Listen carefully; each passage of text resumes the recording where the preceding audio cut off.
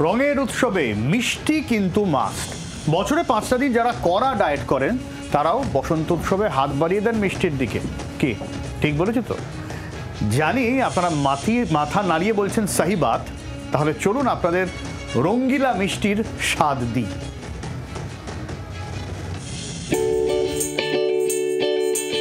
আহা, রসালো, তুলতুলে, বড্ড প্রিয় ধবধবে সাদা রসগোল্লার এ কি হলো? রং বদল, গোলাপি সবুজে রাঙা হয়ে উঠেছে স্বাদের রসগোল্লা। রঙের হাত থেকে নিস্তার পায়নি সন্দেশ পোলাও। সৌজন্যে বর্ধমানের বিসি রোডে শতাব্দী প্রাচীন এক মিষ্টির দোকান। প্রাণের উৎসবে মিষ্টিতে যিনি কেদবাজির কারিগর, তিনি কি বলছেন? আমি প্রতি ওকেশনেতেই নতুনত্ব কিছু না কিছু মিষ্টি করে থাকি। এই বছরই নতুন দোলেতে আবার আমি রঙ্গিলা রসগোল্লা, রঙ্গিলা সন্দেশ আর রঙ্গিলা সীতাভোগ এই তিনটে আমি তৈরি করেছি মানুষদেরকে বা কাস্টমারদেরকে পরিবেশন করার জন্য। রঙ্গিলা রসগোল্লা, রঙ্গিলা পোলাও, রঙ্গিলা সন্দেশে মজেছেন বর্ধমানবাসী।